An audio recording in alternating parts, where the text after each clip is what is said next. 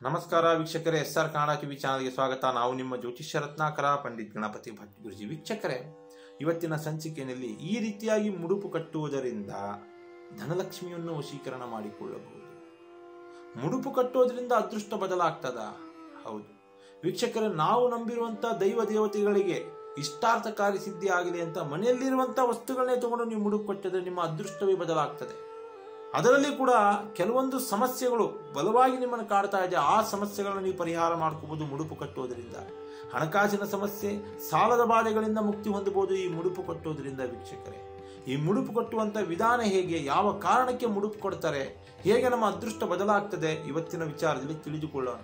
ಪ್ರಥಮವಾಗಿ ಹಣಕಾಸಿನ ಸಮಸ್ಯೆ, ಸಾಲದ ಬಾಧೆ ಈ ಮಿಡ್ಲ್ ಕ್ಲಾಸ್ ಜನರಿಗೆ ಬಹಳ ಕಾಡ್ತಾ ಇರ್ತದೆ. ನೋಡಿ, ಕೆಲವೊಬ್ಬರಿಗೆ ಅಂತರೂ ಈ ಕೊಟ್ಟಂತಹ ದುಡ್ಡು ಏನೋ ಒಂದು ಸೇವಿಂಗ್ ಮಾಡಿ 4 ಕಾಸು ಸಂಪಾದನೆ ಮಾಡಿ ಇಟ್ಕೊಂಡಿರ್ತಾರೆ. ಏನೋ ಅನುಕಂಪದ ಮೇರೆಗೋ ಅಥವಾ ಕರುಣೆಗೋ ಯಾರಿಗೂ ಕಷ್ಟ ಇದೆ ಅಂದ ಕೂಡಲೇ ಅವರು ಮೀನಾಮೇಷ ಎಣಿಸದೆ ಕೊಟ್ಟು ಬಿಡ್ತಾರೆ ದುಡ್ಡನ್ನು. ಅವರ ಅವಶ್ಯಕತೆಗೆ ಅವ್ರ ದುಡ್ಡು ಕೊಡ್ಲಿಕ್ಕೆ ಆಗಲ್ಲ ತಗೊಂಡು. ಅವಾಗ ನೋಡಿ ಅವರ ಜೀವನವೇ ಗೊಂದಲವಾಗ್ತದೆ. ಸುಮ್ಮನೆ ಕೊಟ್ಟನಲ್ಲಪ್ಪ ದುಡ್ಡು ಅಂತ ಮಾನಸಿಕ ದೈಹಿಕವಾಗಿ ನರಳುತ್ತಾರೆ. ಚಿತ್ರ ವಿಚಿತ್ರವಾಗಿ ನಿಷ್ಠುರವಾದಿ ಯೋಗಗಳು ಬಂದು ಬಿಡ್ತದೆ. ಅಪಮಾನ ಅವಮಾನ ಅವರೇ ಎದುರಿಸ್ಬಿಡ್ತಾರೆ. ಆಗ ಸಾಲ ಕೊಟ್ಟೋನಿಗೆ ತಗೊಂಡೋನಿಗಿಂತ ಸಾಲ ಕೊಟ್ಟೋನಿಗೆ ಮನೋರೋಗ ಶುರು ಆಗ್ಬಿಡ್ತದೆ, ನಮ್ಮ ದುಡ್ಡು ಬಂದಿಲ್ವಲ್ಲಪ್ಪ ಅಂತ. ಹೀಗಂದ ಮೇಲೆ ಈ ಹಣಕಾಸಿನ ಸಮಸ್ಯೆ, ಸಾಲದ ಸಮಸ್ಯೆ ಅಂದಿದ ಕೂಡಲೇ ನಮ್ಮ ಧರ್ಮಶಾಸ್ತ್ರ, ಹಿಂದೂ ಧರ್ಮದಲ್ಲಿ ಕಷ್ಟಗಳು, ತೊಂದರೆಗಳು, ತಾಪತ್ರೆಗಳು ಬಂದ ಕೂಡಲೇ ನಾವು ನೋಡುವಂಥದ್ದು ದೈವ ದೇವಸ್ಥಾನಗಳನ್ನ. ಇದ್ದಕ್ಕಿದ್ದಂಗೆ ತಿರುಗಿಬಿಡ್ತೀವಿ. ಭಗವಂತ ನಮ್ಮ ಕಷ್ಟಗಳನ್ನ ಹೇಗಾದ್ರೂ ಪರಿಹಾರ ಮಾಡಿಕೊಡಪ್ಪ, ನಮ್ಮ ಸಮಸ್ಯೆಗಳು ಇವತ್ತಿಗೆ ತೀರ್ಲಿ, ಆ ವ್ಯಕ್ತಿನ ದುಡ್ಡು ಕೊಡ್ಲಿ, ಸಾಲದಿಂದ ಮುಕ್ತರಾಗ್ಲಿ, ವ್ಯಾಪಾರ ವ್ಯವಹಾರದಲ್ಲಿ ನಮಗೆ ಒಳ್ಳೆ ಅಭಿವೃದ್ಧಿ ಆಗಲಿ, ಇಷ್ಟಾರ್ಥ ಕಾರ್ಯಸಿದ್ಧಿ ಆಗಲಿ ಅಂತ ಕೆಲವೊಬ್ರು ಏನ್ ಮಾಡ್ತಾರೆ, ಕಷ್ಟಗಳ ಪರಿಹಾರಕ್ಕೆ ವ್ರತ ನಿಯಮಗಳನ್ನ ಮಾಡ್ತಾರೆ, ಪೂಜೆ ಪುನಸ್ಕಾರಗಳನ್ನ ಮಾಡ್ತಾರೆ, ಹೋಮ ಹವನಗಳನ್ನು ಮಾಡ್ತಾರೆ. ಇನ್ನೂ ಕೆಲವೊಬ್ರು ಒಂದು ಹೆಜ್ಜೆ ಮುಂದೆ ಹೋಗಿ ಹರಕೆಗಳನ್ನ ಕಟ್ತಾರೆ ದೇವಸ್ಥಾನಕ್ಕೆ. ಅಯ್ಯೋ, ಮನೆಯಲ್ಲಿ ಮದುವೆ ಆಗಬೇಕು, ಮಕ್ಕಳಿಗೆ ಸಂತಾನ ಆಗಬೇಕು, ಹಣಕಾಸಿನ ಸಮಸ್ಯೆ ತೀರಬೇಕು, ಅಥವಾ ವ್ಯಾಪಾರ ವ್ಯವಹಾರ ಆಗಬೇಕು, ಜಮೀನು ಖರೀದಿ ಮಾಡಬೇಕು, ಮನೆ ಕಟ್ಟಬೇಕು. ಈ ರೀತಿಯಲ್ಲಿ ನೂರಾರು ಕೆಲಸ ಕಾರ್ಯಗಳಿಗೆ ಕೈ ಹಾಕಿ ಹರಕೆಗಳನ್ನ ಕಟ್ಟಿ ಕೆಲವೊಬ್ಬರ ಅದೃಷ್ಟ ಫಲದಿಂದ, ದೇವತೆಗಳ ಕೃಪಾ ಕಟಾಕ್ಷದಿಂದ, ಭಕ್ತಿ ಭಾವದಿಂದ ಪೂಜೆ ಪುನಸ್ಕಾರ ಮಾಡೋದ್ರಿಂದ ಅವ್ರ ಕೆಲಸ ನೆರವೇರುತ್ತೆ. ಅವರ ಶಕ್ತಿ ಅನುಸಾರವಾಗಿ ಹರಕೆಗಳನ್ನ ಕೂಡ ತೀರಿಸಿ ಬರ್ತಾರೆ ಭಗವಂತನಿಗೆ ಹೋಗಿ. ಇನ್ನೂ ಕೆಲವೊಬ್ಬರಿಗೆ ಏನಪ್ಪಾ, ಇಂಥ ಹರಕೆಗಳಿಂದ ಅದೃಷ್ಟ ಬದಲಾವಣೆ ಆದರೂ ಕೂಡ ಮನೆಯಲ್ಲಿರುವಂತಹ ಹಣಕಾಸಿನ ಸಮಸ್ಯೆ, ಕೆಲಸ ಕಾರ್ಯದಲ್ಲಿ ತೊಂದರೆ ಆಗೋದು, ಸಾಲದ ಸುಳಿ ಪ್ರತಿದಿನ ಏರ್ತಾನೆ ಇರೋದು, ಇಂತಹ ಸಮಸ್ಯೆಗಳನ್ನ ಮನೆಯಲ್ಲಿರುವಂತಹ ವಸ್ತುಗಳನ್ನೇ ತಗೊಂಡು ಮುಡುಪು ಕಟ್ಟಿ ಇಷ್ಟಾರ್ಥ ದೇವತೆಗಳಿಗೆ ಅಥವಾ ದೈವ ದೇವತೆಗಳಿಗೆ ಮುಡಿ ಕಟ್ಟಿ ನೀವು ಪೂಜೆ ಮಾಡಿದ್ರೆ ಸಕಲ ಕಷ್ಟ ಕಾರ್ಪಣ್ಯಗಳಿಂದ ಮುಕ್ತಿ ಹೊಂದಿರ ದಿನಗಳಲ್ಲಿಯೇ ಧನಪ್ರಾಪ್ತಿ ಆಗ್ತದೆ, ಧನಲಕ್ಷ್ಮಿ ವಶ ಆಗ್ತದೆ, ಶ್ರೀಮಂತರಾಗುವಂತ ಯೋಗ ನಿಮಗೆ ಬಂದೇ ಬರುತ್ತೆ.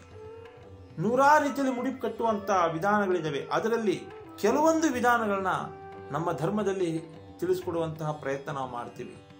ಇದರಲ್ಲಿ ಒಂದು ಸರಳ ನಿಯಮ ಹೇಳಬೇಕಂದ್ರೆ, ಯಾವ ವ್ಯಕ್ತಿಗೆ ಹಣಕಾಸಿನ ಸಮಸ್ಯೆ ಇದೆ, ಸಾಲದ ಬಾಧೆ ಇದೆ, ಆರ್ಥಿಕ ನಷ್ಟ ಅನುಭವಿಸುತ್ತಿದ್ದರೆ ಆ ವ್ಯಕ್ತಿ ನಂಬಿರುವ ದೇವತೆಗಳಿಗೆ ಅಥವಾ ಕುಲದೈವರಿಗೆ, ಅವ್ರ ಕುಲದೈವ ಒಂದಲ್ಲ ಒಂದಿದ್ದೇ ಇರ್ತದೆ, ಅಥವಾ ಅವರು ಮನುಷ್ಯ ಇಚ್ಛೆ ಒಂದು ದೈವನ ಆರಾಧನೆ ಮಾಡ್ತಾ ಇರ್ತಾರೆ, ಅಂತಹ ದೇವತೆಗಳಿಗೆ ದೈವ ಶಕ್ತಿ ಇರುವಂತಹ ವಾರಗಳಲ್ಲಿ ಅಥವಾ ದೈವ ಶಕ್ತಿ ಇರುವಂತಹ ತಿಥಿಗಳಲ್ಲಿ, ಆ ದಿನಗಳಲ್ಲಿ ಅಥವಾ ಹಬ್ಬ ಹರಿದಿನಗಳಲ್ಲಿ, ವಿಶೇಷವಾಗಿ ದೈವ ಶಕ್ತಿ ಇರುವಂಥದ್ದು, ಈಗ ನವರಾತ್ರಿ ಶುರು ಆಗ್ತದೆ, ಈ ನವರಾತ್ರಿ ದಿನಗಳಲ್ಲಿ ಅಥವಾ ಶಿವರಾತ್ರಿಯ ಸಂದರ್ಭದಲ್ಲಿ, ಈ ಏಕಾದಶಿ ವೈಕುಂಠ ಏಕಾದಶಿಯ ಸಂದರ್ಭಗಳಲ್ಲಿ, ಅಥವಾ ಸಂಕ್ರಮಣ ಸಂದರ್ಭಗಳಲ್ಲಿ, ಈ ದೀಪಾವಳಿ ಲಕ್ಷ್ಮೀ ಪಾಡ್ಯ ಇರುವಂತಹ ಸಂದರ್ಭಗಳಲ್ಲಿ ಏನಾದರೂ ಈ ರೀತಿಯಾಗಿ ನೀವು ಮುಡುಪು ಕಟ್ಟಿ ಮನೆಯಲ್ಲಿ ಪೂಜೆ ಮಾಡಿದ್ರೆ ಶ್ರೀಮಂತ ಯೋಗ ಬರುತ್ತೆ, ಧನಪ್ರಾಪ್ತಿ ಆಗ್ತದೆ.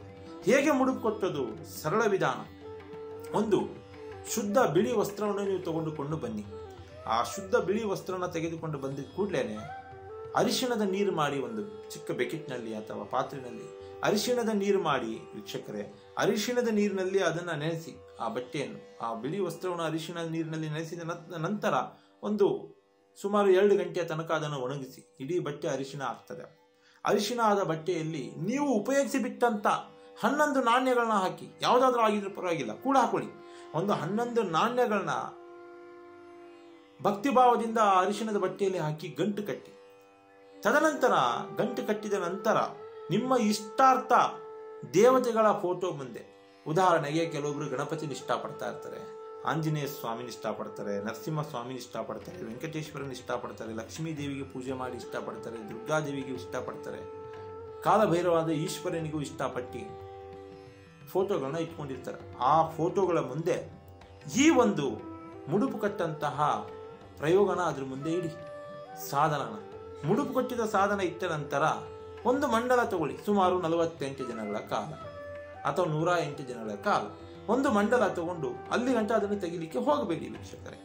ಮುಡುಪು ಕಟ್ಟಂತಹ ದೇವತೆಗಳ ಅಷ್ಟೋತ್ತರ ನೀವು ನಾಮಾವಳಿಗಳನ್ನ ನೀವು ಪಠನೆ ಮಾಡ್ತಾ ಪ್ರತಿದಿನ ಎಳ್ಳೆಣ್ಣೆಯಲ್ಲಿ ದೀಪ ಹಚ್ಚಿ, ಒಂದು ಚಿಕ್ಕದು ಮಣ್ಣಿನ ದೀಪ ತಗೊಂಡು ನೀವು ಸಂಜೆ ಅಥವಾ ಬೆಳಿಗ್ಗೆ ಸಮಯದಲ್ಲಿ ಮುಡುಪು ಕಟ್ಟಿರ್ತೀರಲ್ಲ, ಆ ಮುಡುಪು ಕಟ್ಟಂತ ದೇವತೆಗಳಿಗೆ ಫೋಟೋ ಮಾಡಿ ಆ ಮುಡುಪಿಗೂ ನೀವು ಪೂಜೆ ಮಾಡುವಂತಹ ಸಂದರ್ಭಗಳಲ್ಲಿ ಎಳ್ಳೆಣ್ಣೆಯಲ್ಲಿ ದೀಪ ಹಚ್ಚಿ ಪ್ರತಿದಿನ 48 ದಿನಗಳ ಕಾಲ ಎಳ್ಳೆಣ್ಣೆಯಲ್ಲಿ ದೀಪ ಹಚ್ಚಿದ್ರೆ ಇಷ್ಟಾರ್ಥಕಾರಿ ಸಿದ್ಧಿ ಆಗ್ತದೆ.